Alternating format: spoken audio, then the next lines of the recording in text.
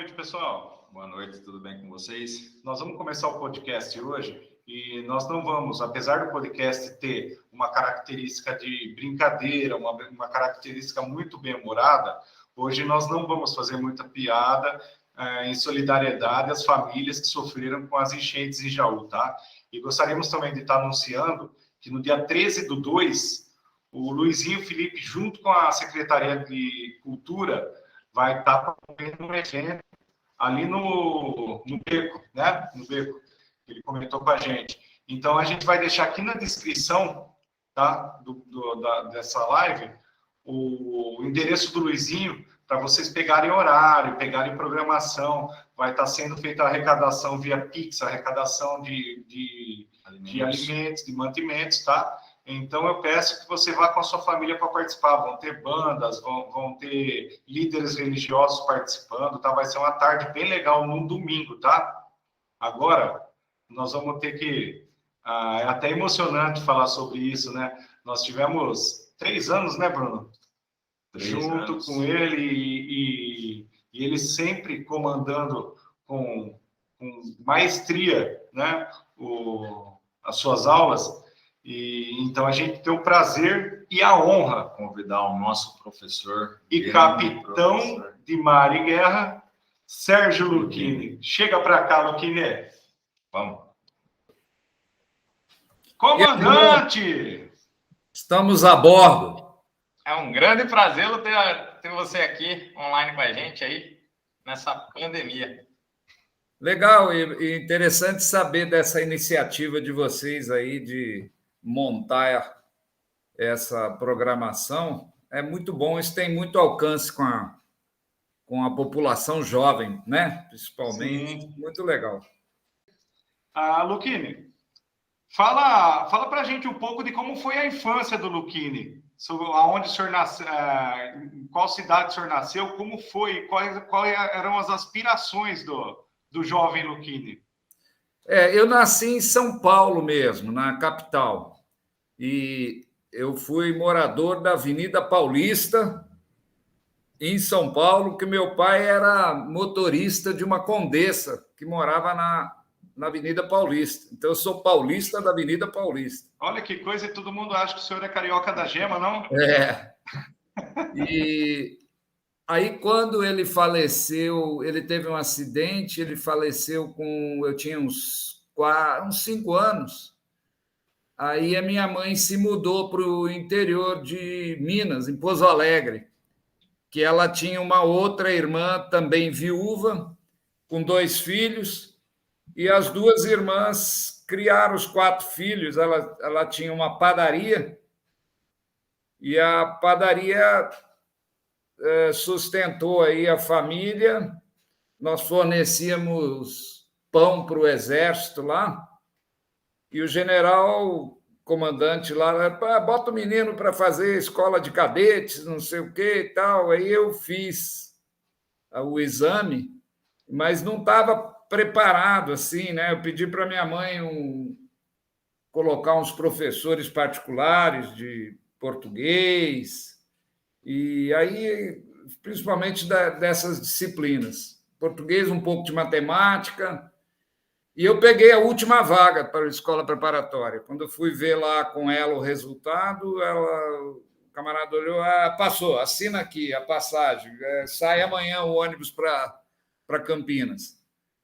E a gente vai meio sem saber o que vai encontrar, né? Mas é um caminho já, né? Porque você, com 15 anos, você fazendo o 2º grau que eu fiz na escola de preparatória de cadetes, você já tem uma vida, regime internato, já ganha lá um meio salário mínimo e já ganha meio que asas, né? Certo. Aí você vai ganhando asas, completa um 2º grau lá muito bom, porque os professores eram aqueles coronéis do Exército, coronel, professor, o cara... Tanto que já está voltando a formação das escolas cívicos militares, exatamente por causa da competência do militar em lecionar, né? Eu acho, porque o pessoal fala, vida militar, vida civil. O militar é um civil que entrou lá dentro. Então, se você tem a oportunidade de botar um filho, um neto, um amigo, um cara que quer, poxa, ele vai ter um amparo com dinheiro público e você sabe que vai ter uma boa formação. E terminou a escola de cadetes, eu não quis ir para a AMAN. A gente poderia ir para a Academia Militar das Agulhas Negras, né? Na época. Eu preferi sair, aí você sai reservista de... Você sai sargento reservista, porque você ficou 3 anos lá dentro, mas minha mãe não deixou eu sair enquanto eu não apresentasse a aprovação que eu queria na escola naval. Ô, Luquinha, deixa eu pedir para você abaixar só um pouquinho a câmera, porque tá cortando seu queixo. Aí, pô, aí ficou legal. Eu tinha o apelido de queixada, então realmente o problema calma. Então, você aí lembra mais ou menos o ano disso daí? Oi? Lembra mais ou menos o ano que foi? Lembro, eu fiz. Eu cursei escola preparatória de cadetes em Campinas de 65 a 67. Certo. 3 anos. Então vamos falar agora de 68, de janeiro de 1968 a dezembro de 95. O senhor pertenceu à Marinha do Brasil, foi egresso na carreira militar. E quais foram os maiores obstáculos disso? Bom, primeiro, aí o exame da Escola Naval foi em 67, né, no final de preparatória. Aí eu fiz o exame porque, para ingressar na Escola Naval, primeiro vem uma leva do Colégio Naval. Aí as vagas também eles aceitam alunos bem colocados do Colégio Militar, na época. Aceitava os primeiros alunos dos colégios militares. E as vagas que sobravam, eles colocavam para você fazer uma prova. Certo. E aí foram, na época, nós entramos em 10 civis. 10 civis. Que passaram depois... a ser navais em 68. E depois o senhor, em 1971, foi homenageado pelo Prêmio Taurus da Escola Naval, é isso? O que acontece? A Marinha ela tem essa doutrina de tudo... Meritocracia? Tudo. Assim, você tem que fazer os seus estudos, você ganha uma nota e você é classificado. Então, termina o primeiro ano da Escola Naval, os civis eram classificados por último, primeiro entra o pessoal do colégio, depois o pessoal do colégio militar, depois o pessoal civil. Aí, quando você vai para o segundo ano, é em função das notas de conceito e também de nota de esporte, você é reclassificado para o segundo ano. Depois do segundo, você é reclassificado para o terceiro.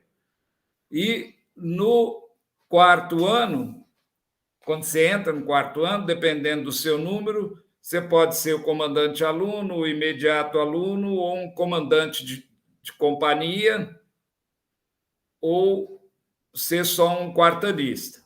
Normal. Isso, na verdade, acho que retornou. A Marinha não está tão errada, né, comandante? Porque agora que eu e o Bruno também estamos na docência, a gente percebe a importância da reclassificação, até para você ter um nivelamento, né, entre os alunos e entre os pares, né? Você consegue trabalhar mais especificamente quando você renivela, né? Isso é típico da carreira militar. Eu não sei se pedagogicamente é correto aqui fora, entendeu? Você falar, olha, os 5 melhores alunos da sala são esses daqui, você pode criar um outro tipo de problema, mas na carreira militar você já sabe que a regra do jogo é essa, então não tem muito o que fazer, né? Entendeu? O importante é ficar entre os 5. Aí você vai tocando. Então, aí em 71, quando você se forma, aí já tem uns prêmios pré-estipulados. O prêmio Taurus, ele é fruto de umas 3 disciplinas lá. A primeira é de pistola Colt mesmo, que a gente lá te desmontava, montava a pistola Colt. Depois, você tinha uma disciplina de balística também, que era o cálculo do tiro, que é aquela forma parabólica, né, e tal. E acho que era, o que eu lembro, acho que eram essas duas disciplinas que eram voltadas para armamento. E aí a melhor nota, a Taurus, na época, dava um revólver. Aí eu ganhei esse prêmio Taurus. Ainda tem ou não? Tem, tá guardadinho. Eu acho que eu dei só uns 2 tiros com ele. Aí eu fui mostrar para um oficial, ele falou, isso aqui é uma relíquia, não atira mais não. Isso daí é peça de museu. É um privilégio para poucos, né? 40 anos atrás, né? E o prêmio de navegação, que ele é dado pela Marinha de Portugal, que é o Infante Dom Henrique, essa medalha Infante Dom Henrique é a soma das notas de todas as notas de navegação costeira, navegação astronômica, astronomia náutica. E aí quem ganha esse prêmio é a Marinha de Portugal sede. Eu lembro que na época veio, acho que era o cônsul português, pregar, era um velhinho, ele estava com a mão tremenda, ele te pregou no meu peito, aí ficou aquela mancha, ele passou a no peito. É tão grande que até o sangue vale a pena. Ficou emocionado na hora, comandante? São lembranças boas, né? A Marinha de Portugal dá esse prêmio e é uma coisa que a gente guarda para o resto da vida, né? É uma lembrança boa. Tem um passador também que você usa no uniforme. E esse daí que foram os prêmios, são chamados prêmios escolares, né? Uhum. Parabéns pelos prêmios que são merecidos, né? Não são parabéns, muito mais que merecidos. Comandante, o senhor também ingressou como oficial do Porta-Aviões Minas Gerais em 72. Qual foi a sensação de trabalhar numa estrutura descomunal como essa, com 212 metros de comprimento e a capacidade de 1.350 homens? Porque quando você termina a festa de formatura e tal, você é declarado guarda-marinha. E aí você já, uns 2 meses depois, você sai para uma viagem pelo mundo, no navio escola. Eu ainda fui no antigo navio escola, que era um cargueiro adaptado, que fez muitas viagens com os oficiais, era o Custódio de Mello. E saiu com a gente, uma viagem de 5 meses e meio, a gente saiu daqui do Rio, ele teve um problema de máquinas, parou em Natal, o pessoal do Arsenal de Marinha veio por avião, estava lá já esperando para montar e desmontar lá o que deu os rolos, e seguimos, e aí a gente entrou no Mediterrâneo, fomos até o Líbano, e foi interessante essa passagem, porque o Líbano era uma beleza. O Líbano tinha todos os shows que tinha em Paris, o pessoal europeu ia passar as férias no Líbano, em Beirute, aquelas casas noturnas, tudo, sabe? Muita festa, muita coisa. E é um país interessante, porque você pode ir à praia de manhã e esquiar à tarde, porque ele é montanhoso. Você vai de táxi mesmo, o cara faz uma lotação e você vai lá esquiar e depois você volta para Beirute. Então, era uma cidade muito atraente. Tinha o Kreisroch Shalom, tinha o Lido, todos tinham subsidiárias em Beirute, sabe? Uma curiosidade desse canal aqui, a outra vez que a gente teve uma entrevista foi com o Marcos Soares, e o serviço dele, apesar dele ter os serviços sociais, ele é taxista, né? E numa das partes da entrevista nós estávamos comentando com ele sobre as viagens internacionais dele, e ele falou, fora do Brasil, eu não quis pegar táxi, eu andei mais a pé, andei mais de ônibus e tal. Eu falei, mas por que será que você não quis pegar táxi lá, né? Eu lembrei, o senhor falou do táxi, eu me recordei dessa história. E lá eles falam um inglês interessante assim: You are my friend. I have a new American car. Sabe? Um inglês mais É fabricado. de asiático, né?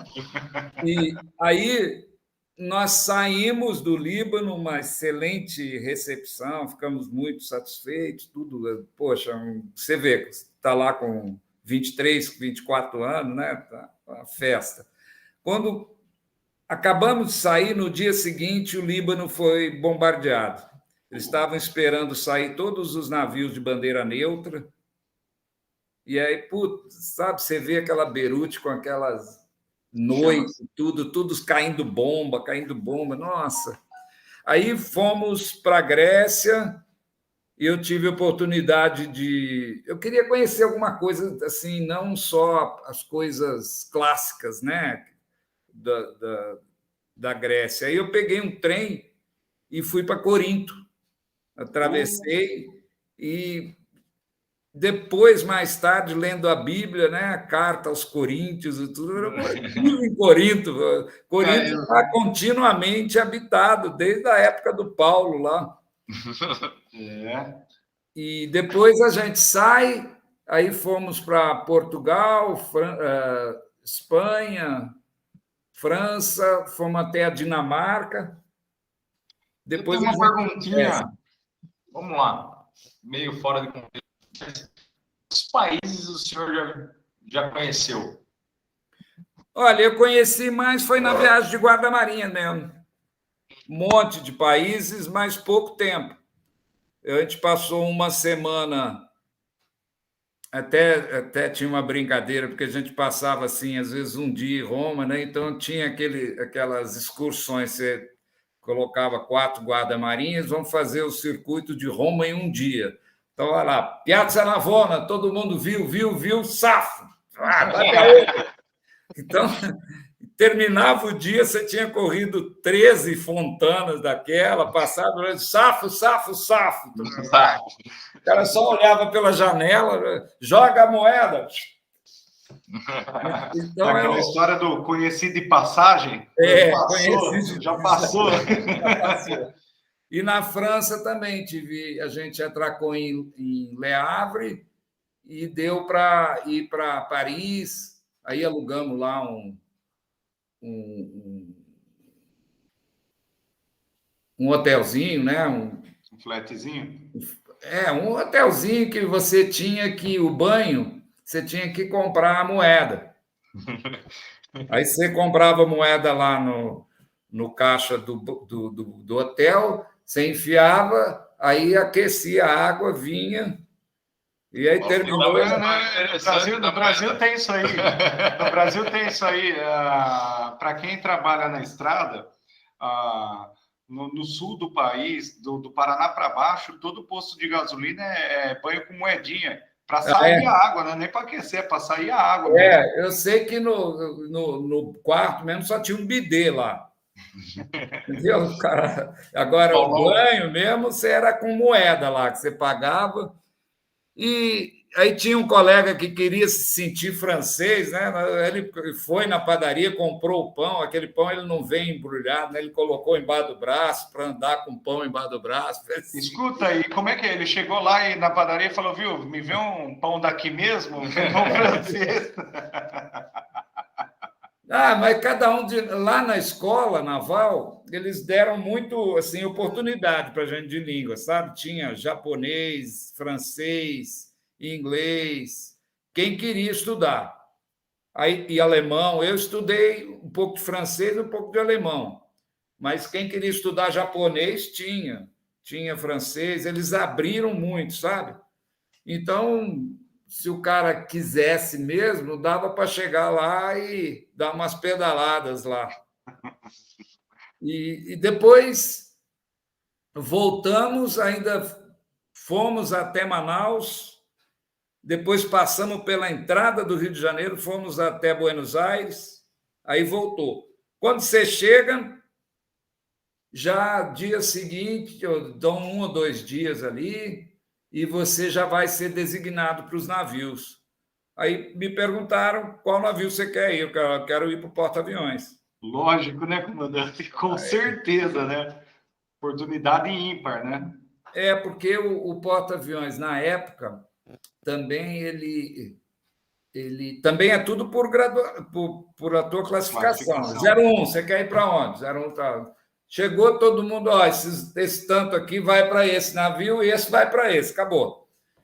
Então eu estava antigo, eu escolhi porta-aviões e fui. E dentro do porta-aviões pagava posto superior, porque são vários departamentos e não tinha tantos oficiais. E na época, se você, como segundo-tenente, você exercesse uma função de capitão-tenente, você ganhava como capitão-tenente. Então, se você era terceiro sargento e estava respondendo por uma função de suboficial, você ganhava como suboficial. Mas isso tinha em navios grandes, que tinham muita hierarquia, né? Certo. Então, foi oportunidade. Aí eu fiquei 1 ano no departamento de administração do navio e fiquei 8 meses no departamento de máquinas. Que aí acabou o posto superior, eu tive que ser remanejado, eu fui ser o segundo auxiliar do departamento de caldeiras, quando meu sonho era ser o primeiro auxiliar do departamento de caldeira. E ficou quanto tempo no porta-avião? Fiquei 1 ano e 8 meses. E lá era vapor superaquecido, né? Então, quando o navio ia sair, por exemplo, numa segunda-feira, 7 horas da manhã, o regresso para o pessoal do convés era, vamos supor, 5 horas da manhã. Para o pessoal de máquinas, era 11 horas do dia anterior.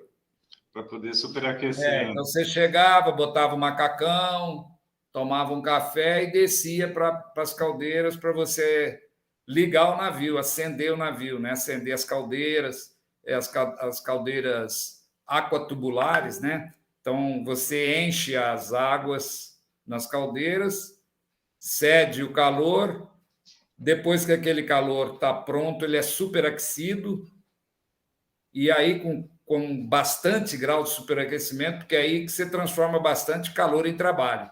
Aí ele vai para uma turbina de marcha avante ou uma turbina de marcha ré. E da turbina de marcha avante, ele tem uma segunda turbina auxiliar, a turbina de baixa pressão, que é enorme, porque ela já aproveita o vapor já trabalhado.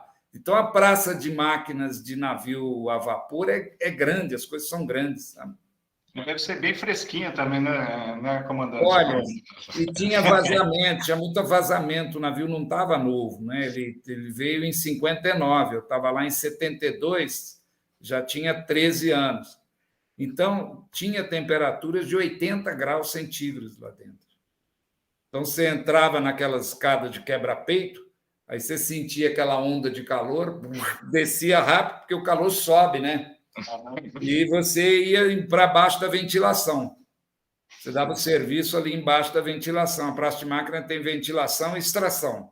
Então, circula. Ali embaixo a temperatura é melhor, mas fica uma massa de ar quente ali, que na entrada e na saída você passa por ela, entendeu? Quase queima o cara.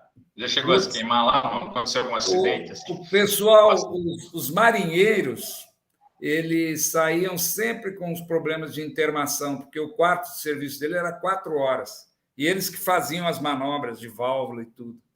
Aí iam para a enfermaria, o cara sai tremendo, sabe? Sai com frio e tal. Aí tem que botar sal, tem que aquecer o cara depois de vir a 80 graus. Trágica, né? Depois o Minas teve uma boa reforma, aí a temperatura baixou para 45 graus. Temperatura ótima, né? 45 graus você encontra na rua no Rio de Janeiro. Ótima não, suportável, né? Porque eu peguei uma vez 45 graus no Rio de Janeiro, eu vou falar para o senhor, eu não queria sair debaixo da mangueira. Não, a pessoa estava lavando a calçada, eu sentei na calçada e falei, meu, joga água aí que eu não aguento mais de calor. E o porta-aviões também, lá na máquina, às vezes eu me flagrava que eu não tinha nem visto a luz do sol, porque você dava serviço, você ia tomar um banho, comer alguma coisa, dormir, já era outro serviço de novo, era 2 por 1.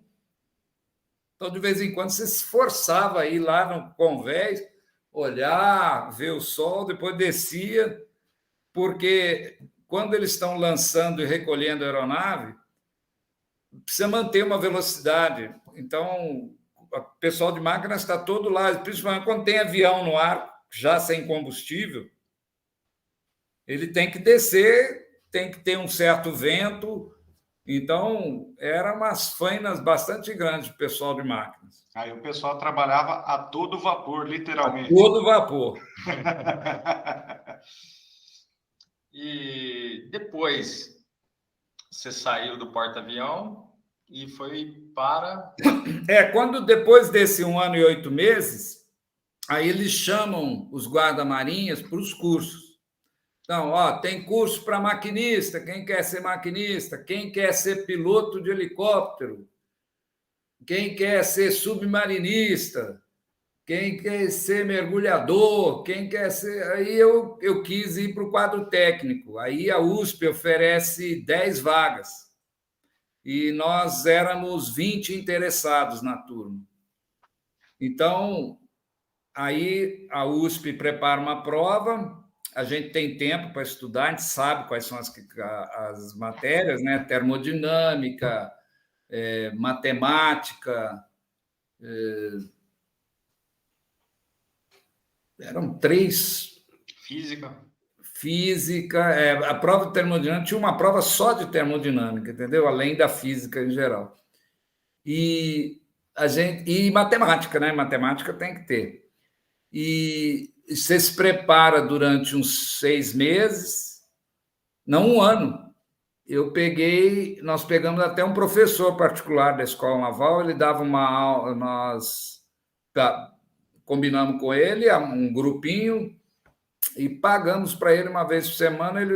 Fomos ter aula de física com ele. Ele esquece tudo que vocês sabem de física. Vamos começar com F igual a MA. Aí desenhou uma menina num balanço. Nossa, o quadro nem apaga, é lindo. O cara desenhou, parecia um artista. Agora, as forças da menina, o peso da menina, as forças no cabo que ela está segurando.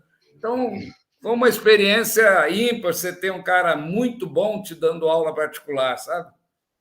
E ajudou muito, porque o grupo foi muito bem na física e na matemática também. A gente teve... Eu lembro da matemática, foi engraçado, porque a gente tinha um item lá que a gente não tinha conseguido cumprir, não tínhamos estudado.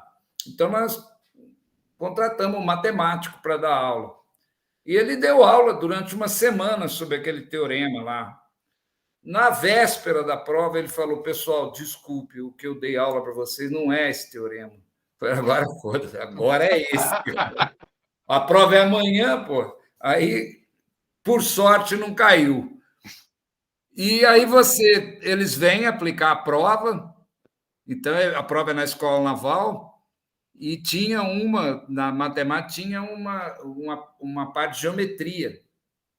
E a gente estava comentando, era um livro uma abordagem totalmente nova de geometria. A gente no grupinho comentando, pô, esse cara é completamente fora da curva, né? Dá essa abordagem. Aí passou o velhinho com a prova, assim, falou: esse meu livro é um pouco complexo mesmo, mas ele foi depois reitor da USP. Tão complexo que era. Isso foi você mesmo que ensinou para a gente. Às vezes o fora da curva é o correto, né? Exatamente. Então, a gente teve essas experiências todas, aí o pessoal selecionado vai para a USP, né? Então, foi uma experiência boa, porque você fica 3 anos em São Paulo, ganhando, né, como tenente, só para estudar. Você vai com a família, tinha apartamento para gente, não paga nem condomínio, nada. Você está para estudar. E a Marinha dá todo o apoio. Depois que você foi o egresso da USP? Depois que a gente volta da USP, aí a Marinha mandou todo mundo para o Arsenal de Marinha, todo mundo. Então, nós chegamos de chofre lá, todo mundo. O Arsenal de Marinha, à época, quem movimentava o Arsenal eram os capitães-tenentes engenheiros. Eram a turma nova, sabe? A garotada nova que estava vindo com sangue quente ali, que descia no fundo do dique, que ia, dava aquele movimento, eram os capitães-tenentes de várias turmas, né? Aí depois que você chega a corveta, você já vai para um chefe de departamento, já não precisa zanzar tanto. Então, até na Marinha, o cara pergunta assim: você está empurrando o carro? Não, eu já subi no carro, só estou dando beijinho agora. Os capitães-tenentes são a turma que empurra o carro lá. E em seguida, algum tempo depois, o senhor já veio a ingressar. Qual foi o seu primeiro contato com a carreira de professor?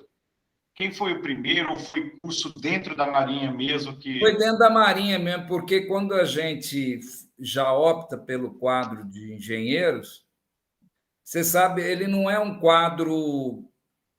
Não é a linha mestra da Marinha, né? A linha mestra da Marinha é náutica. O cara vai a contra-almirante, vice-almirante, almirante de esquadra, pode ser comandante da Marinha, na época podia ser ministro da Marinha, né? O quadro técnico ele é mais modesto, ele só vai a vice-almirante, e são poucos também. Então, você já se programa para chegar à Mariguerra, que você chega, porque é um quadro que flui muito, porque o pessoal chega à Mariguerra e vai embora. E então abre vaga.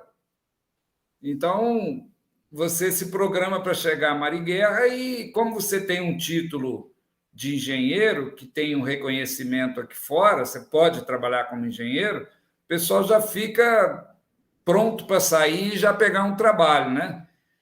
Então, nos últimos 6 anos, eu me candidatei para vir para São Paulo, que nós temos um escritório técnico, onde eu me formei como aluno, tem um escritório que é mantido pelos oficiais, né? E o almirante me autorizou, eu vim, voltei de novo a morar em São Paulo, já eu voltei em 89 e eu tinha saído daqui em 78, 11 anos depois.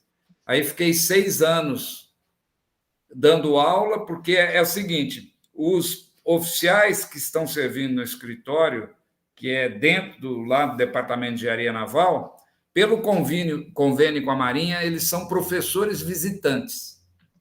Então, se você quiser dar aula e se o professor do departamento quiser que você dê aula, já existe a legalidade, é só uma questão de haver interesse.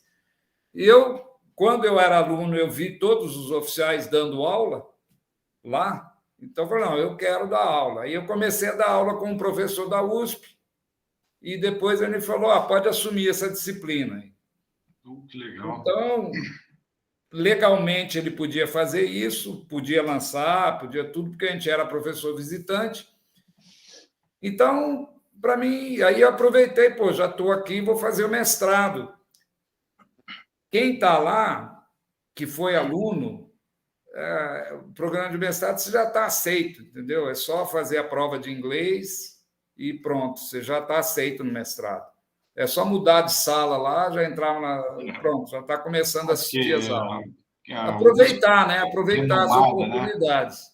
Aí fiz o mestrado e quando estava já em 92, uns 3 anos, não, foi em 91, o meu chefe me mandou aqui para Jaú, junto com um representante do IPT, que ia ter uma reunião aqui, foi no cinema da cidade, sobre a questão da FATEC Jaú, que já tinha sido criada.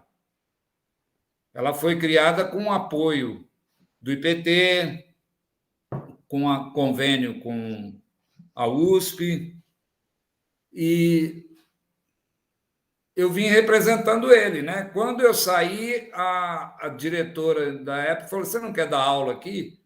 Eu falei: mas eu sou de Marinha, né? Não, você pode vir no sábado, o pessoal do IPT vem no sábado, porque aí é o horário de descanso, e aí você não tem vínculo, assim, carteira assinada, não, você vem pelo convênio e você recebe como uma prestação de serviço. Ela levou o senhor ali no cano torto para tomar um pouco d'água antes, né? Porque... ato contínuo, né, cara? Eu estava pensando, eu já estava programado para sair em 95, então, de 92, eu comecei a dar aula, eu estava morando com meus filhos lá em São Paulo, eu vinha todo sexta-noite, pegava o ônibus, chegava 11 e pouco aí, já ia lá para o... Aqui não tem um local que tinha festa, dança ali na entrada da cidade, onde tem aquele posto... Tiger? Onde tem o posto Tiger, tinha na frente ainda tem os dois postos e tinha uma casa lá, assim, era um restaurante que tinha música ao vivo, dança e tal. Aí eu ficava lá até 3 e pouco, 4, depois ia para dar aula das 6 às meio-dia aí. Tinha um ritmo bom, então. Ou fazia isso da sexta ou no sábado. Acho que era mais no sábado, porque aí eu voltava no domingo. Certo. Aí, em 96 até 2002, o senhor foi diretor da FATEC. E aí, como que surgiu esse convite e quais foram as maiores conquistas? Porque quando eu saí da Marinha, os últimos 6 meses, eu ainda fui remanejado para o Arsenal de Marinha de novo. E eu não queria perder o vínculo com a FATEC. Então, aí eu vinha do Rio toda semana para dar aula. Aí era bem corrido, porque eu tinha que pegar o ônibus 5 horas da tarde no Rio, que chegava às 11 na rodoviária em São Paulo, e 11h30 saiu para Jaú, que chegava às 3h30 da manhã, para continuar... Aí cortaram o barato do restaurante. Aí cortaram. Mas aí eu continuei dando... Eu ia no restaurante no sábado, né? Aí voltava no domingo. Só alterou o dia um pouquinho. Só alterou o dia. E nessa questão de manter, eu já fui vendo a disciplina que abri concurso e tudo. E quando eu saí em dezembro da Marinha, eu saí no dia 3 de dezembro, no dia 16 era o concurso para cá. Então, eu só era um concurso, até para a disciplina que abriu o concurso, foi uma que o Osmar dá, era de desenho, era um desenho técnico, um desenho de ferramentas, sabe? Não era muito a minha praia, mas eu podia fazer. Falei, vou fazer. E, aliás, essa disciplina eu dei enquanto estava de 92 a 95. Depois, quando eu fiz concurso, já fiz para a disciplina que eu queria mesmo, que é essa que eu gosto, do primeiro semestre, receber os alunos, sabe? Paga 10. Paga 10. Volta. Mas é uma recepção em tanto. Eu não tenho o que reclamar. Luquini, fala uma coisa para mim. Qual foi a maior diferença que você achou, você percebe, do aluno militar para o aluno civil? Ou não há essa diferença? Não, lá na vida militar, a gente acaba aceitando a regra do jogo. Então, você fala que se acordar, você tem que acordar às 6. Se acordar às 6h05, você está preso no fim de semana. É a regra do jogo, entendeu? Então, você tem que acordar às 6. E eu tinha até interessante lá, eu acordava às 6, eu subia a cortina, tinha um cara já limpando lá. Aí descia a cortina, estava na aula, eu olhava, tinha um cara limpando. Eles eram chamados invasores, que era a empresa de limpeza Fluminense, lá na Escola Naval, e tinha um filme na época que chamava Os Invasores, que o pessoal de outros planetas tomava o corpo dos humanos. Sim. Clássico, um filme clássico. É um clássico, Os Invasores, né?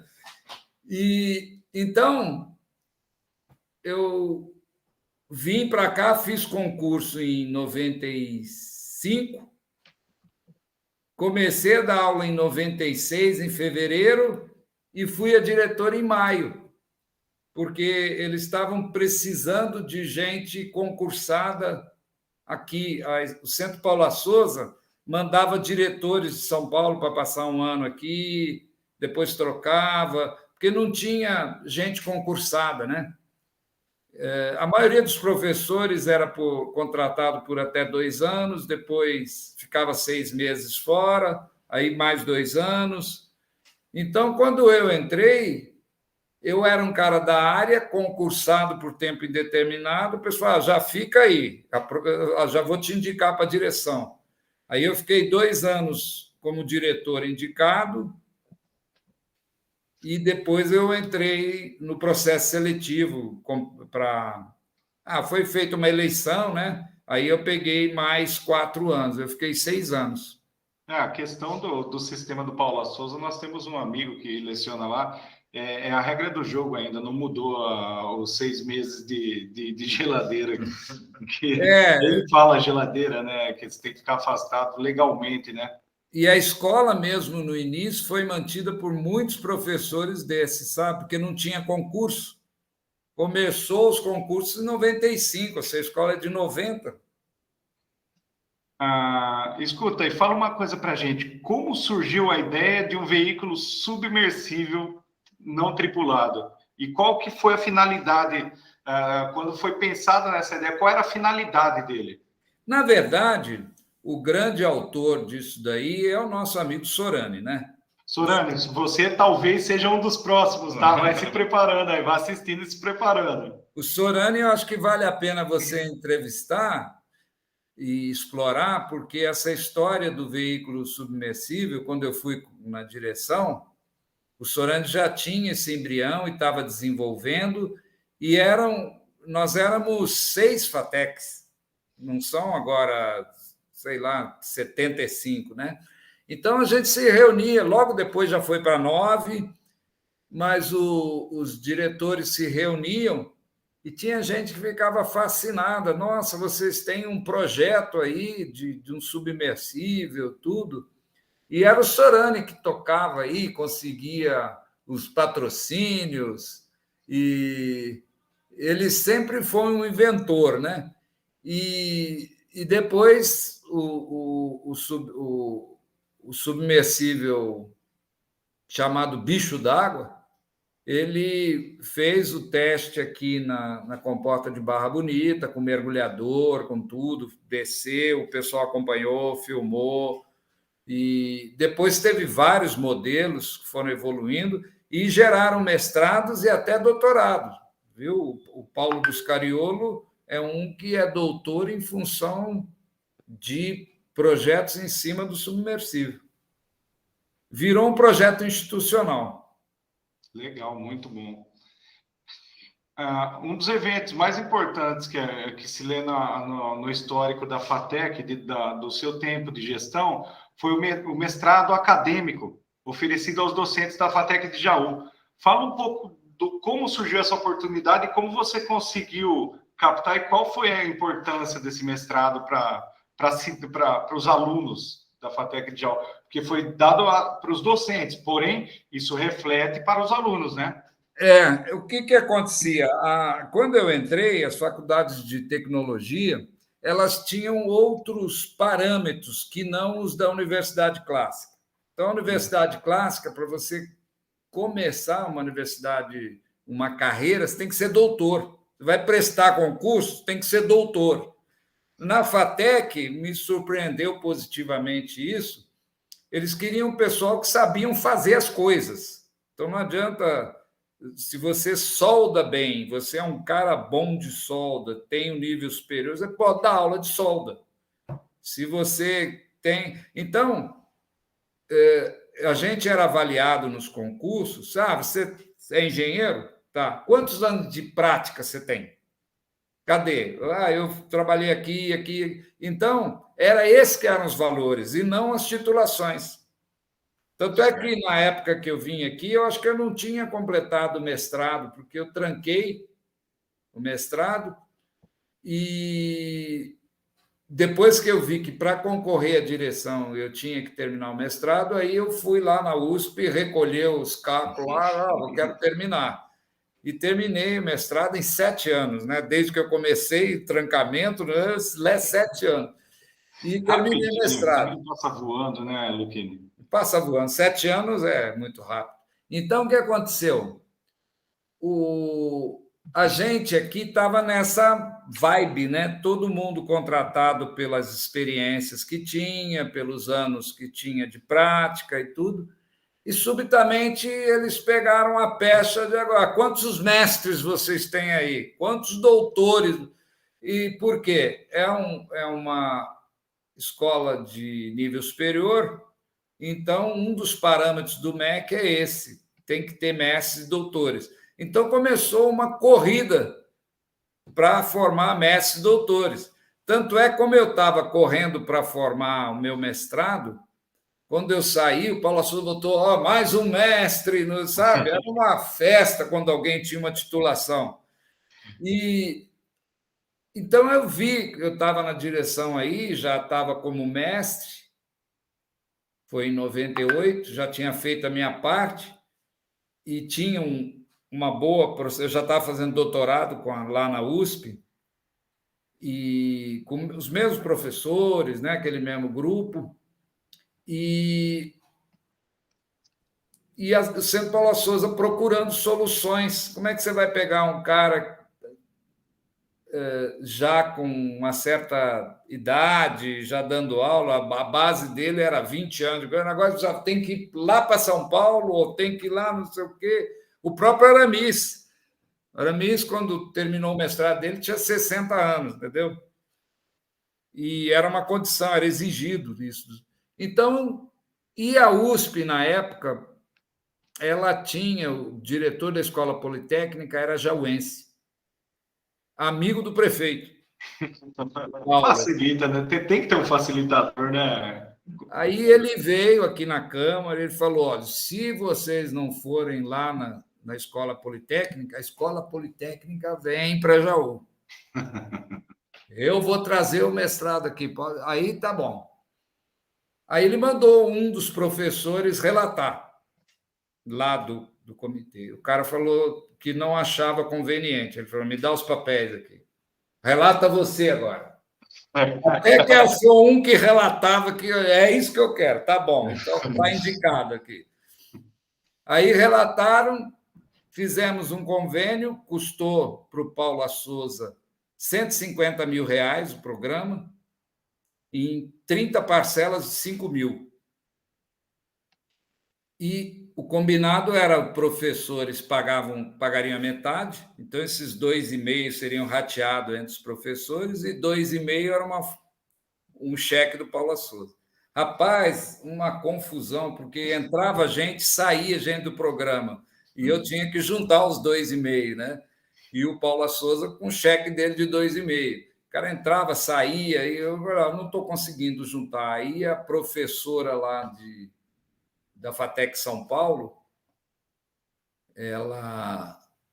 Luquini, me dá isso aqui. Paulo Souza paga esse troço aqui. Vamos lá, pagou. Aí pagou os 5 mil por mês, e nós formamos, no final do programa, 16 mestres. Puxa. Então, saiu menos de R$ 10.000 cada mestre, né? E os professores vinham aqui, né? Você via aqueles velhinhos vindo aqui, dando aula. Mas foi voltado realmente para os docentes, porque a gente precisava ter titulação. Por Então, muita curiosidade, gente algum desses fez, docentes ainda... Oi? Por curiosidade, algum desses docentes ainda atua na FATEC, Luquini? O Vladimir fez mestrado, Paulo Buscariolo, Josrael, deixa eu ver quem que tem mais aí. Que eu lembre aí da FATEC, e muitos do nosso curso, porque era curso naval, né? Era um mestrado em engenharia naval.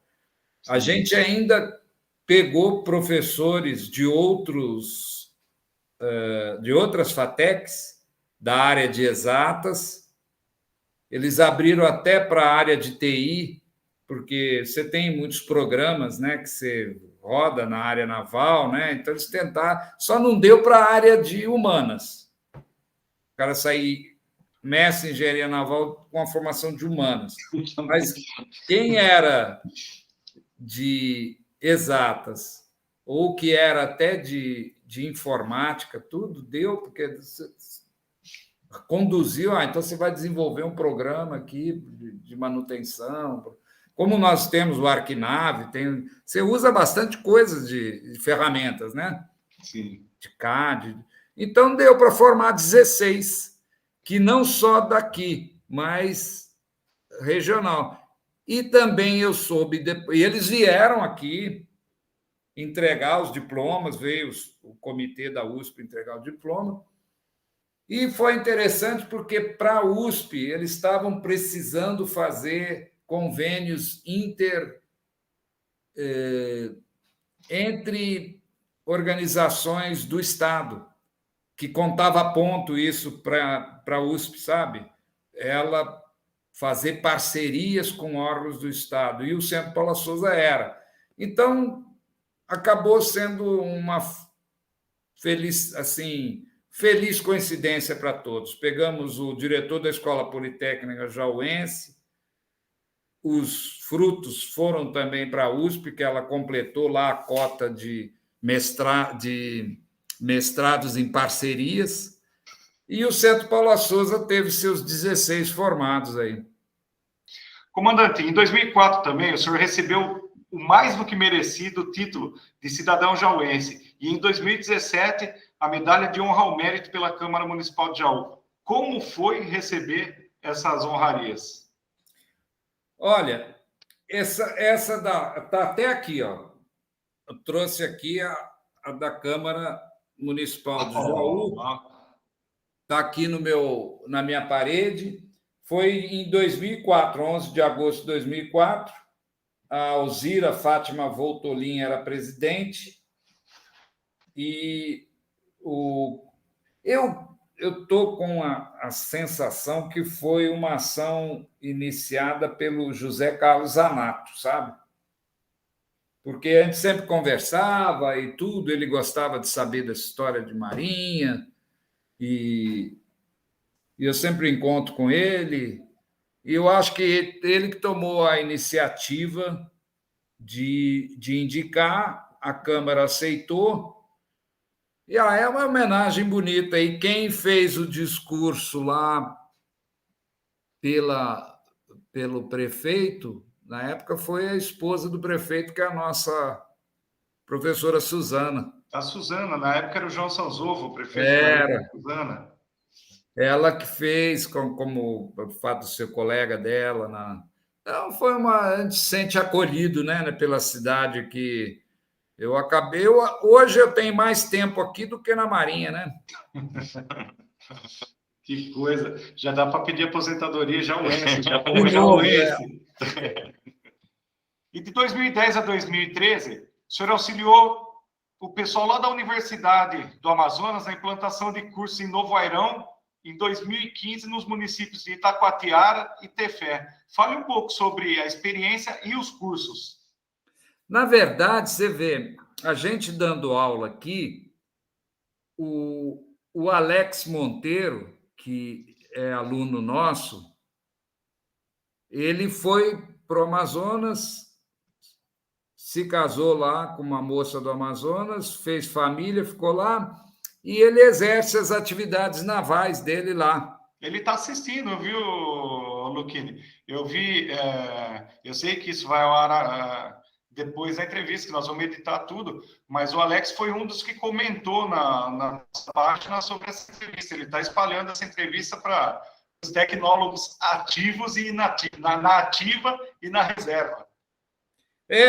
O Alex ele é muito empreendedor, né? Porque ele é responsável pelo estaleiro, ele ajuda o departamento naval, de engenharia naval, recém-criado lá, né? Recém-criado, porque eles não tinham nenhum engenheiro naval no departamento de engenharia naval.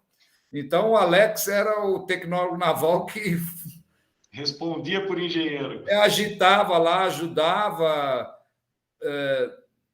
E ele, na verdade, antes de ter o curso de engenharia naval lá, teve esses cursos de tecnologia. Esses cursos eram selecionados uma cidade, perguntávamos quais eram as cidades candidatas, e a primeira cidade foi Novo Airão, porque ela foi o berço da construção naval em madeira. Ela tem uma história de madeira. Então, o Alex foi o coordenador e chamou muitos professores da FATEC aqui para vir. Então, fui eu, lembro, acho que Sorani foi, não sei se o Amorim foi também. Eu sei que foram alguns professores daqui dar aula em Novo Airão. E Novo Airão fica lá no... Você vai até Manaus, depois você atravessa ali o Rio Negro, ele fica no Rio Negro, mas bem lá para cima. Dá para ir a forma mais prática que tinha, você atravessava o Rio Negro, do outro lado tinha o município que saía, os táxis faziam uma lotação e ia até Novo Airão. E aí a gente ficava lá 2 semanas, dava um módulo, voltava, já vinha outro. E com isso, a gente formou mão de obra local.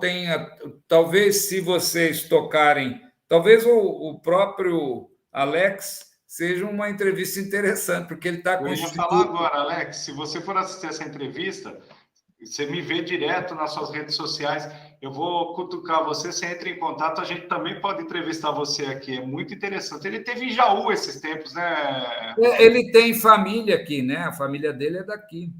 E ele está com o Instituto Naval do Amazônia, que ele também dá cursos ao longo, itinerantes pela Amazônia. Eu acho que deu curso até aqui em Jaú, viu? Então, se eu não me engano, eu vi coisa de curso dele, até Fatecano comentando que se formou com ele aqui agora, nesse curso sobre administração de portos, se eu não me engano, uma especialização. Ele é muito empreendedor, muito. E o Alex, depois que foi esse curso lá em Novo Airão, e também às vezes acontecia o seguinte: tudo certo para o professor chegar, o professor ligava na véspera para o Alex: olha, não vai dar para mim ir.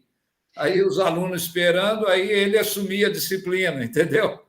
Então, eram aquelas histórias, e ele conseguiu manter o curso, formar. Eu fui na formatura, acompanhei os TCCs lá, ele me convidou.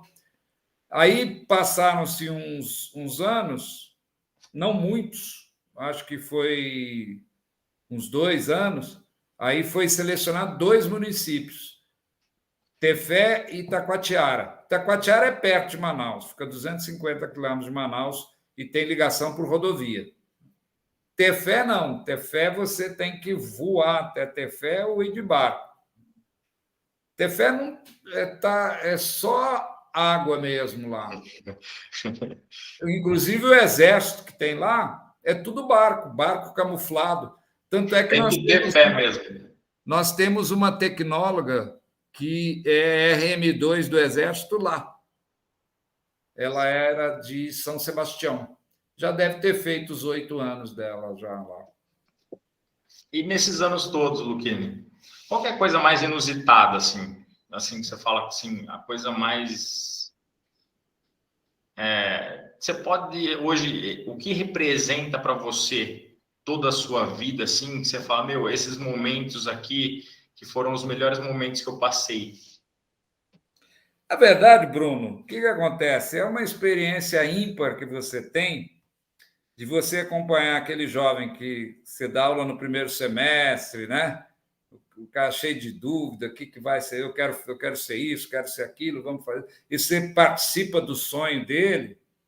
E depois, anos depois, você vai vendo as coisas se concretizando, né? Você sente que, de certa forma, você fez parte da vida dele e ele fez parte da tua, né? Não é um trabalho que você fez e sumiu por aí, não. Você está vendo, volta e meia aparece o próprio Vladimir. Vladimir foi aluno meu, pô, agora é meu coordenador, né? Entendeu?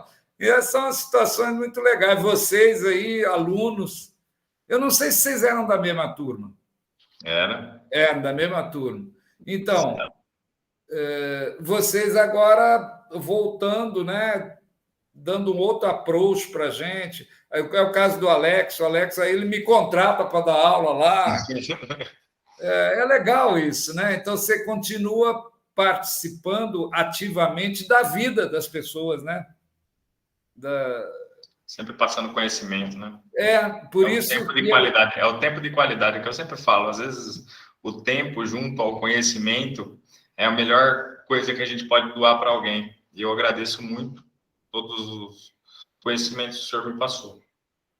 Por exemplo, você, veja bem, você, se não tivesse na faculdade, as coisas que você aprendeu, você está lá aguardando, daqui a pouco você esquece metade, não tem para quem falar, ou se você vai falar para alguém, não interessa. Agora, na faculdade, interessa. O cara está lá para isso, né? Prefere mais as histórias, não é? As histórias navais do que aquelas fórmulas, conteúdo. Aquilo ele abre a página e estuda, né? Agora, a história, a faina do submarino, a faina do porta-aviões, essas coisas eu acho que ilustram e para a gente é bom que você está passando para um público que vai trabalhar nisso, né? Então é muito gratificante. Enquanto eu estiver falando coisa com coisa, vamos tocando o barco. Então vai longe ainda, vai longe. Enquanto não estiver confundindo Boreste com Bomborda, essas coisas todas, né? Luquini, no último dia 8 agora, o Brasil inteiro assistiu horrorizado a queda da rocha nas embarcações lá em Capitólio. Lógico, a maior parte das pessoas não tem nem conhecimento, nem entendimento, tá? E a gente vem acompanhando aí de uns 8 ou 10 anos para cá, vários acidentes em pontos turísticos com embarcações, né? E tem sido cada vez mais recorrente, jet ski, a tomba, banana boat, escalpelamento e outros fatores. Ao que se pode atribuir isso hoje? Será que os investimentos em fiscalização ou informação, onde você acha que está a falha, né, nesse sentido? Olha, essa pergunta tua veio bem a calhar que nós estamos com um curso de marinas aí, garagens náuticas. Legal. Que está em andamento, que foi uma iniciativa dos próprios donos de marinas, porque eles já estavam com dificuldade de conseguir seguro. O camarada que tem uma bela de uma lancha lá, ele quer saber, antes de botar na marina dele, se não, de repente pega fogo lá, pega fogo em tudo e o seguro não cobre. Então, de repente, ele prefere fazer sua própria marina, já que ele comprou um iate 10 milhões, eu guardo onde eu quero, né? Então, eles estavam querendo qualificar as marinas. E o embrião desse curso foi o pessoal da seguradora mesmo. Eles querem, de uma forma, que a Marina tenha qualificações de segurança, de procedimentos e tudo, que você, como dono do barco, você chega lá e vê aquilo, fala, não, eu vou botar aí, porque eu sei que está seguro, que o camarada que vai fazer botar meu barco na água não é aquele marinheiro contratado ontem que já vai botar meu barco lá de sei lá de quantos milhões na água, pode tombar, pode pegar fogo. A gente está vendo um monte de acidentes aí, né? Então, eu acho, e eles entenderam que a FATEC Jaú é um bom polo para isso. Esse curso deve ter desdobramentos, e eu acho que essa questão de segurança, de procedimentos e tudo, é até um mercado muito bom para o tecnólogo, da gente sair e guarnecer essas marinas. Sou tecnólogo naval, pode ser gerente da marina, vai ter aquele olhar de segurança, aquele olhar...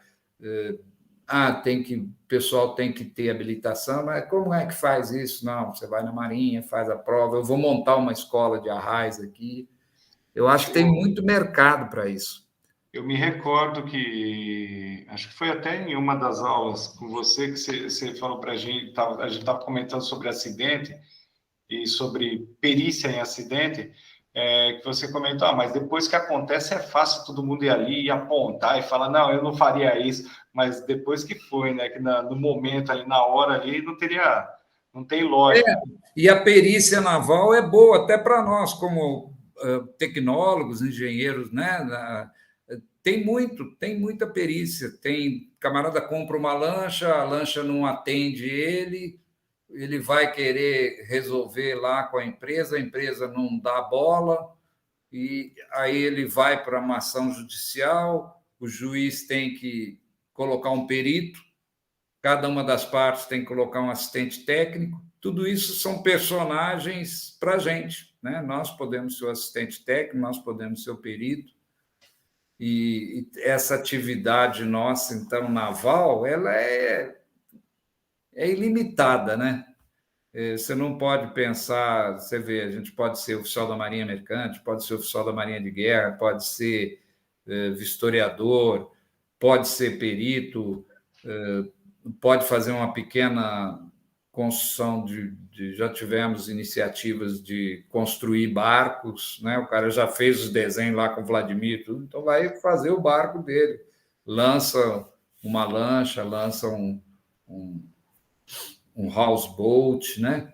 Então, eu acho que talvez aí fica a sugestão até de você ver perspectivas para os tecnólogos que estão espalhados pelo Brasil aí. E eles estão de olho na entrevista, estão vendo a gente, pode ter certeza. Porque nós temos muito campo aí. Eu não vejo a primeira atividade, você vê, a atividade mercante não parou, e a primeira que já está de novo aí, porque os materiais têm que ser transportados, né? Então, não tem jeito, né? Nada, ainda não inventaram o teletransporte, né? Não inventaram, entendeu? Então, nós temos trabalho aí, graças a Deus. A nossa área aí naval é muito boa, e é bom que vocês estão divulgando isso daí.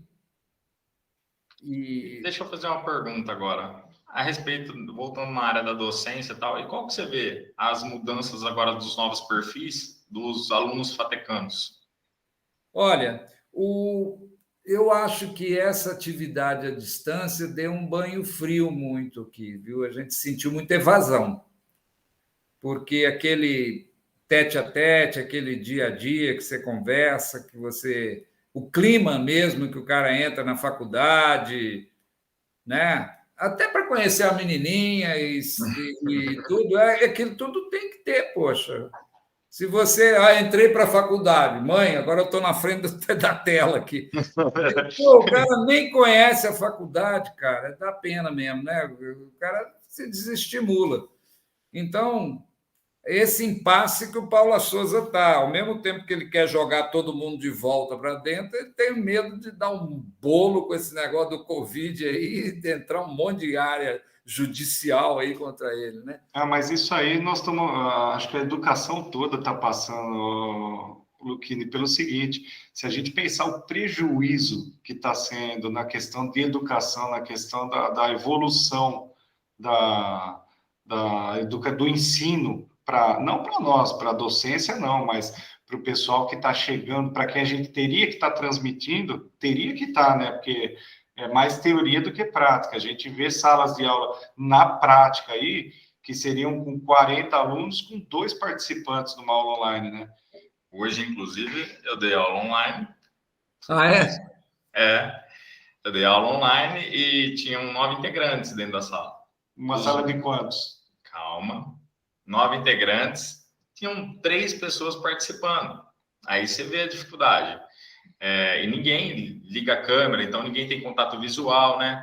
Eu fico com a câmera ligada todo o tempo, né? Mas eles não ligam, eles não falam, eles não conversam. Habitualmente eles nem microfone ligam. Então é uma coisa bem a se pensar, né? E esse Covid aí que veio aí, eu nunca tive nada igual, né? 2019, a gente está em 22 já e não acaba isso daí, nunca mais. E agora uma coisa, o Paulo Souza também alertou, às vezes você não pode falar para o cara, liga a câmera, às vezes ele está assistindo no celular ali no trabalho, não tem o recurso, né? E eu vi numa apresentação de trabalho, daquelas que eles têm que fazer na minha disciplina, então faz o seguinte, eu estou aqui de notebook, um no grupo, o outro no celular, eu vou passando os slides, você vai falando, e cada um numa cidade, entendeu? Então, é um esforço sobre-humano, né? Então, é difícil a gente cobrar do cara, liga a câmera, eu quero ver tua cara, você está dormindo, hein? Você está dormindo, está me enganando. Mas você sabe, Luquini, que a realidade da educação são diferentes, lógico, para a gente no fim do fundamental e o médio, para vocês no superior. Porém, o que eu senti bastante foi a saúde mental do docente. Eu, como docente, no primeiro ano da pandemia, que estava aquela coisa, vai, mas já está voltando, então a molecada tem que ir, nós vamos pegar no pé e tal. Eu tive uma aluna que me ligou numa sexta-feira, quinta ou sexta-feira, não me recordo, 7 horas da manhã, falou: professor, se o senhor puder marcar presença para mim hoje, eu não vou poder participar da aula, que eu vou enterrar meu pai, que meu pai faleceu de Covid. Né? Então, isso aí mexe com a cabeça da gente de uma forma, assim, fora de série. E o governo do estado de São Paulo, o nosso canal é apartidário, tá? Nós não somos nem de um lado, nem do outro, nem a favor de ninguém. Mas o governo do estado de São Paulo, com a Secretaria de Educação para o ensino médio, ele tem investido muito na questão do socioemocional nosso, principalmente emocional. Porque são 2 anos que você entra sem saber se tem alguém do outro lado, né? E muitas vezes, pela devolutiva, você sabe que não tem ninguém do outro lado. Se tem um fazendo para todos. Exatamente. Então você não pode dizer, vou ficar triste porque não tem ninguém. Não, dá a tua aula, pô, você está ali. Foi o que aconteceu hoje. Não adianta ficar triste, não. Não, é bom, né? Porque vocês foram alunos há pouco tempo e agora vocês estão vendo a sensação de dar aula, né? É muito bom, né? Quando você está... Muito bom. Não. Antes a gente segurava o cabo do punhal, aí de repente nós resolvemos dar a volta e ficar na ponta para sentir como é que funciona. Agora um pouco mais... Gente, agora a gente está do outro lado, a gente vê como é que é. Normalmente a gente conversava com 30 alunos num dia e tal, aquela conversa amistosa, aquela conversa legal. Hoje a gente tem dificuldade, você vê ali, hoje na minha sala vai 15 alunos, se for agora, voltou às aulas, né? Dificuldade. E agora já ocorreu esse desastre aqui na cidade, aqui, a respeito da enchente e tal. Acabou complicando tudo, né? O senhor ainda não tinha entrado, não estava participando. Isso aqui pode ir ao ar também, viu, Bruno? Não sei se você vai querer fazer ponto de corte. Entrou em contato um pessoal com a gente que domingo, dia 13, vai ter um evento aqui em Jaú em prol desse pessoal que está desabrigado e tal. eles vão fazer com várias bandas, vários líderes religiosos e personagens da cidade, cantores que participaram de programas de TV, e eles vão reunir ali no Beco, né? Ah, tá. E fazer arrecadação via Pix, arrecadação de alimento, tudo lá para o pessoal. Ótimo, boa iniciativa. E como que participa? Eles vão... Então, nós vamos, para o pessoal aí que está em casa, nós vamos estar colocando aqui embaixo no link do grupo, dessa transmissão, o link para entrar em contato com o Luizinho Felipe, ele que está encabeçando, que está juntando o pessoal, que está buscando. Tem várias empresas que, inclusive de som e iluminação, parece que eles vão ter um painel de LED lá de não sei quantos metros, tudo doado. E o pessoal que vai trabalhar também fazendo som, fazendo a divulgação e tudo mais, também está fazendo como voluntário, colaborando como voluntário. Não vai ter nada voltado financeiramente para o pessoal que está organizando ou participando. Ah, legal. Vai ser totalmente encaminhado, direcionado para o pessoal das enchentes. E o canal de vocês está prestigiando e divulgando também. Ah, sim. Essa é o intuito desse canal. Esse canal é um canal mais divertido, da gente ter umas entrevistas mais leves e conhecer mais os personagens jauenses. Porém, numa situação de emergência dessa, não tem como o canal se calar também, né, comandante? É verdade. Bom, comandante, então a gente vai deixar um tempo para o senhor convidar o pessoal, primeiramente, eu conheço o sistema, então, primeiramente é ir lá e conhecer a FATEC, assim que ela tiver, não sei se já está tendo circulação lá, ou se está restrito, mas o pessoal, pelo menos, conhecer as emendas do curso da FATEC, né? Para estar se apaixonando por isso. Vai lá, então, comandante. Nós temos um programa normalmente com a Secretaria de Educação do município de trazer as escolas. Então, a prefeitura disponibiliza ônibus e as escolas públicas vêm visitar a FATEC. Aí...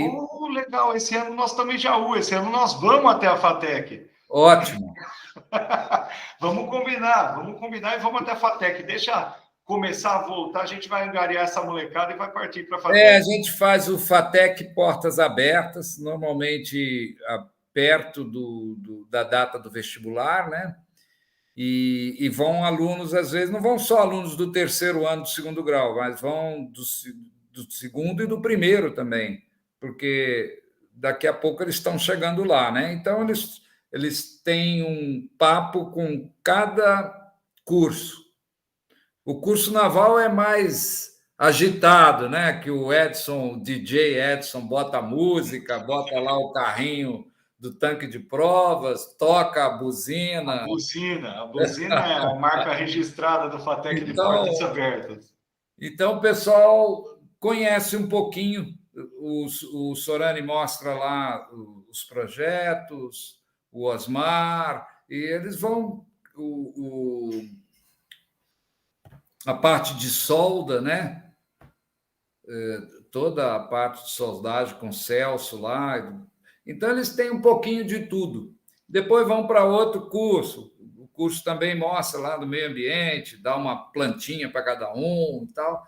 É um programa legal, porque a escola se prepara para receber. E fica disputando os candidatos, porque realmente, principalmente os cursos noturnos, diurnos, né? Eles precisam de bastante candidatos, né? Porque o pessoal trabalha normalmente, os cursos noturnos já têm sua vocação natural, né? O pessoal normalmente estuda à noite. Agora, o curso diurno tem que sempre dar uma propaganda. Tem que ter um que a mais, né? Tem que ter um que a mais, senão não sobrevive. Né? E o nosso curso naval é diurno, né? Agora, nós temos histórias aí de gente espalhada pelo Brasil todo e até fora, né? Muitas histórias bacanas. Nós já temos o Aguinaldo, um capitão de longo curso, que fez o Azon. Eu vim no ônibus agora do Rio, tinha o Renato, que é segundo piloto. Ele disse que o comandante dele que é capitão de cabotagem, é fatecano também. Então, o Poxa, comandante dele. São 2 da FATEC, o comandante. Então, e isso em várias áreas. Isso é na área de Marinha Americana. Na Marinha de Guerra, nós temos o delegado lá de Pirapora, que é fatecano. tem a menina lá de, não sei, ela tá lá em Ladário ainda, aquela mocinha? Não sei se está ainda. Ladário é outra fonte. Sempre tem gente da FATEC lá. Sempre Eu me tem gente. recordo que acho que E 2000... tem uma base naval lá. Sim. Inclusive, deve ter contratação de RM2 para lá. Base naval de Ladário, base naval de Aratu, na Bahia, base naval de Natal, base naval lá de Belém. Se eu não me engano, o último concurso da Marinha, a vaga que tinha era para Natal, para RM2. Era para Natal. Então, você vê, Marinha de Guerra, Marinha Mercante, esses estaleiros todos espalhados lá pelo norte também, né? As companhias de navegação, lá, Belém e Santarém são redutos agora de bastante fatecanos lá, porque Santarém tem escritórios das Unitapajós, Hidrovias do Brasil, Bertolini. Recordando o senhor também, não só na área naval também ainda, nós temos a Vitória trabalhando lá no Guarujá Isso, com embarcações de recreio, né? De esporte e recreio, embarcações de alto nível, né? Vitória, um abraço para você também, que eu tenho certeza que você vai assistir, viu? Muito sucesso, tá? E a gente acompanha o seu sucesso também. A gente acompanha seu sucesso, a gente fica feliz pelo sucesso do fatecano. E não vou. Tem uma coisa, Bruno, uma característica do Luchini que não aparece na entrevista, mas eu conheço. O Luchini é vidente, tá? E já em 2016, fiz em 2016, comecei de 2017, quando eu estava ainda engatinhando na FATEC. Uma memória que é fora de série. Ele me parou no corredor, ele me abordou no corredor e falou: por que você nunca pensou em dar aula? Não foi? Você lembra disso? E agora você está dando aula. A visão, isso é a visão do mestre. Essa é a visão do mestre sobre o aluno. E tem mais o MCP, do MCP Iates, que faz aqueles iates enormes. Nós temos um tecnólogo lá também. Está lá também? Também. Cara, que foi legal. Contratado aqui quando o Chaves, que é da minha turma, veio aqui fazer uma palestra, e foi até um fato interessante, porque eu nunca tive estagiário, a Rosa pedindo um estágio. Quanto ganha estagiário? 2, 3 mil? Eu falei, não, tá bom, pode pagar isso para ele, que ele vai gostar. Ele faz aqueles iates enormes, sabe? Eu até perguntei para o Chaves, né? Manuel Chaves. Eu falei, MCP podia ser de Manuel Chaves, não, é de motor de combustão principal mesmo. E ele, mas você construiu um negócio desse, você tem dinheiro para tudo? Não, ele tem uma série de investidores que entram. Se algum deles quiser comprar, tem prioridade. Senão, ele vende aqueles iates assim, cinematográficos, né? E você vê, tem mercado para essas embarcações, tem mercado para nós, tecnólogos, aí trabalhar no esporte recreio, como está aparecendo nas marinas também, né? As marinas eram um feudo que a gente não conhecia. E eles estão precisando desse pessoal técnico. Então, já apareceu até vaga, uma marina do Piauí estava querendo selecionar pessoal, jogou no grupo lá, tinha alunos fazendo curso que se candidataram. E a gente também presta serviço aí pelo Brasil, né? Eu vou lá para Manaus, para Belém, agora eu estou indo para Lagoa dos Patos, e lá, eles, ao mesmo tempo, eles também querem. Você não tem um tecnólogo que eu precisar? Puxa gente para trabalhar também. Sim. Aí você vai com a camisa da FATEC, né? Escrita aqui. Assim? Mais ou menos assim? Mais ou menos assim, né? Sim. E aí você divulga e abre caminho para... A FATEC é ímpar, eu acho, porque ela pegou um viés que o Departamento de Engenharia Naval da USP ele se voltou mais para a engenharia oceânica, para offshore, até quando aparecem alguns trabalhos, eles encaminham para a gente, entendeu? Eles têm outro viés, né? E a gente pegou aqui. Eu tenho um aluno que, mesmo do Amazonas, ele quer vir para cá, porque eu acho que ele se espelhou em algum historiador da FATEC Jaú que estava lá, aquelas bandas. Então, o nome de Jaú, o curso acabou extrapolando as nossas divisas do estado de São Paulo, né? Eu acho que dos cursos da FATEC é o que tem mais abrangência nacional, porque o curso da FATEC é para ser regional, ele é para ser regional. Se tem uma indústria, aqui é agricultura, vamos fazer cursos dessa área, mas aqui existe uma indústria automobilística, vamos fazer o caso de Santo André, vamos fazer um curso para automobilística. Agora, a naval era para atender aqui o Tietê. Quando formou a primeira turma, não tinha gente para nos contratar aqui. Aí o pessoal já começou a ir para Corumbá. E aí começou... Agora é comum, o camarada já sabe que vai para Belém, para Manaus, para Corumbá, para Ladário, para agora Lagoa dos Patos, tem uma vaga lá também. Isso que é bom, né? O Brasil fica desse tamaninho, né? Comandante, então, para encerrar, a gente gostaria muito de agradecer a disponibilidade e o tempo do senhor, tá? Gostaríamos de estar convidando, assim que passar essa crise do coronavírus, essa pandemia horrível que assolou a humanidade, ao senhor estar comparecendo pessoalmente, aí vai ser um churrasquinho bacana, a gente sentar e dialogar de uma forma bem mais, sobre mais coisas e mais descontraído, tá bom? E fica aqui as minhas sinceras saudações para o senhor, tá? Muito obrigado. Está quem manda. E sapo. É sempre um prazer encontrar dois alunos aí já tocando o barco aí, mantendo a proa aí, e ainda lembra da gente, então, ótimo. Um abraço.